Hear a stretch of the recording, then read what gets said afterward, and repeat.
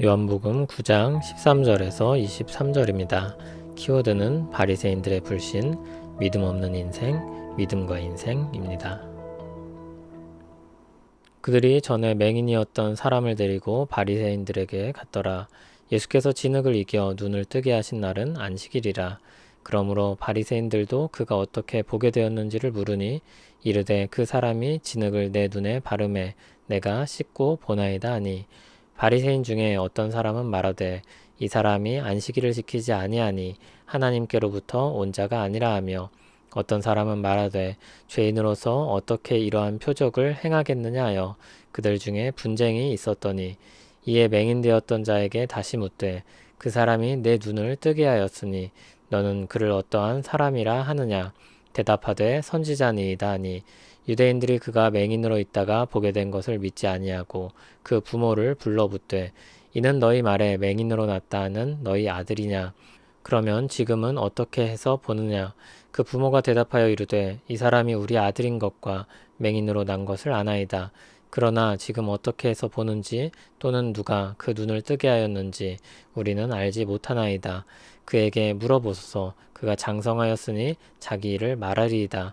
그 부모가 이렇게 말한 것은 이미 유대인들이 누구든지 예수를 그리스도로 시인하는 자는 출교하기로 결의하였으므로 그들을 무서워함이로라. 이러므로 그 부모가 말하기를 그가 장성하였으니 그에게 물어보소서 하였더라. 아멘. 예수님께서 날 때부터 맹인이었던 사람을 고치셨습니다. 사람들이 그를 바리새인들에게 데려갔습니다. 참 이상한 광경입니다. 오래 앓던 병이 나았으면 함께 기뻐하고 축하해주면 좋을 텐데 이들은 그렇지를 못합니다. 왜 그렇습니까? 그가 고침을 받은 날이 안식일이었기 때문입니다. 바리새인들의 신문이 시작됩니다. 어떻게 보게 되었는지를 묻습니다. 고침을 받은 사람은 자신이 듣고 경험한 것을 그대로 말했습니다. 바리새인들 중 어떤 사람이 말합니다. 이 사람이 안식일을 지키지 아니하니 하나님께로부터 온 자가 아니라. 그러나 다르게 말하는 사람도 있었습니다.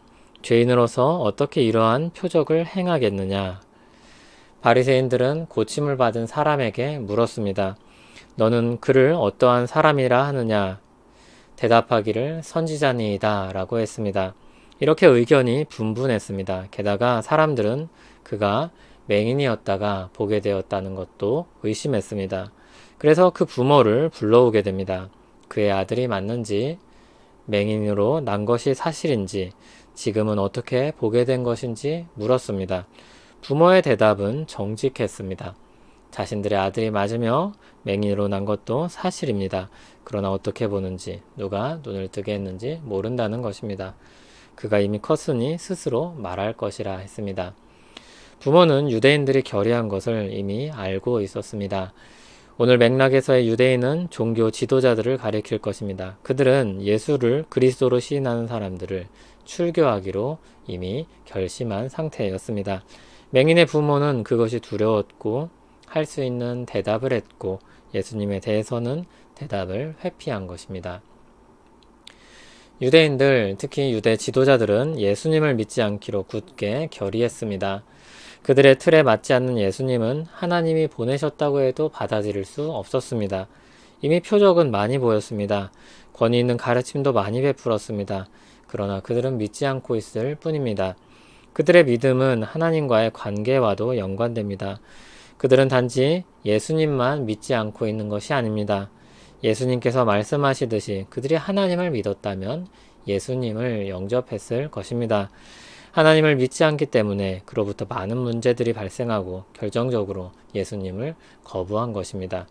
겉으로는 율법을 힘써 지키려고 하고 있기 때문에 잘 드러나고 있지 않았지만 예수님으로 인해 그들의 영적 실상이 드러나는 것입니다. 믿음 없는 그들에겐 하나님의 사랑도 없습니다. 자기 동족이 어렵고 비참하게 살다가 회복이 되었습니다. 그러나 그의 좋아진 상황은 안중에 없습니다. 그저 예수님을 올감해서 잡아주길 궁리만 하고 있을 뿐입니다. 눈앞에 정직한 증언이 있음에도 또 다른 증언을 찾고 또 다른 표적을 구하는 것, 그것이 그들의 영적 실상이 어떠한지를 스스로 드러내는 것입니다.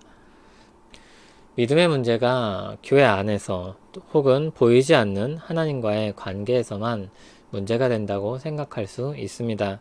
그러나 그 문제는 우리 인생 전체와 결부되어 있습니다.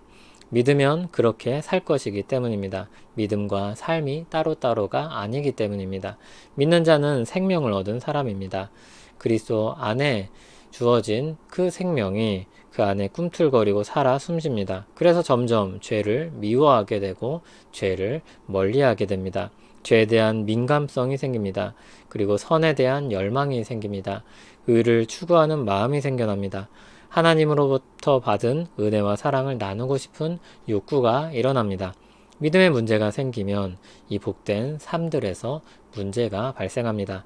믿음의 지식이 빈약하면 복음의 은혜를 풍성하게 누리지 못합니다. 거꾸로 하나님과의 신뢰 관계가 분명하면 분명할수록 어떤 고난도 견디고 이겨내며 사람들에게 은혜와 사랑을 나눕니다. 믿는 사람들은 그래서 근심하는 자 같으나 항상 기뻐하고 가난한 자 같으나 많은 사람을 부유하게 하고 아무것도 없는 자 같으나 모든 것을 가진 자입니다. 믿음은 우리 인생 전체를 바꿉니다. 하나님께서 우리를 사랑하시며 공급하신다는 믿음이 있으면 모든 것들이 달라질 수 있습니다. 무엇보다 하나님의 넉넉한 사랑으로 공급받아 살며 사랑을 베풀며 사는 우리 되길 바랍니다. 하나님 아버지, 우리를 사랑하시고 우리를 채우시고 보호하시고 이끄심을 믿습니다. 그 믿음으로 말미암아 넓은 마음을 가질 수 있고 사랑하며 살 힘을 얻을 수 있습니다. 믿음으로 말미암아 하나님의 크심이 드러나게 하시고 우리를 통해 영광 받으시길 소원합니다. 예수님 이름으로 기도합니다. 아멘.